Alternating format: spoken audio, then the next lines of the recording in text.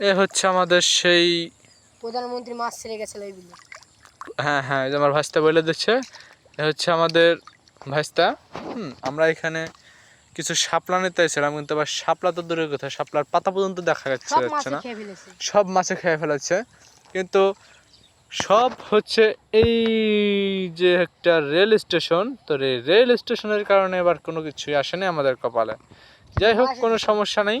So এবার দেখা যাচ্ছে যে এখানে শুধুমাত্র অল্প কয়টা ধান গাছ আছে।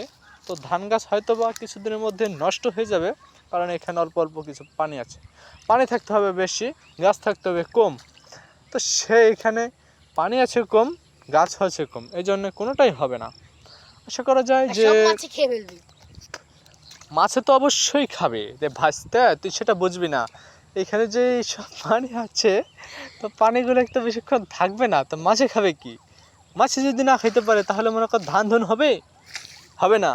এই জন্যই বলছি যে এই জায়গা মাছ ছেড়ে গেছিল। শেখ হাসিনা তো প্রধানমন্ত্রীর কাছে প্রধানমন্ত্রী এখানে আসতো, মাঝে মাঝে আসতো। এই যে সেই বিলে, এই যে এখানে হেলিপোর্ট দেওয়া হয়েছিল, এই যে এই জায়গা বেশি না, এই যে এইখানে দেওয়া হয়েছিল, আপনারা যেটা লক্ষ্য করতেছেন এটাই। তো এইখানে হেলিপোর্টটা বসানো হয়েছিল, কিন্তু সেখানে এবার পানি আর পানি, যেখানে পানি বেশি থাকে কথা সেখানে এবার কম আছে।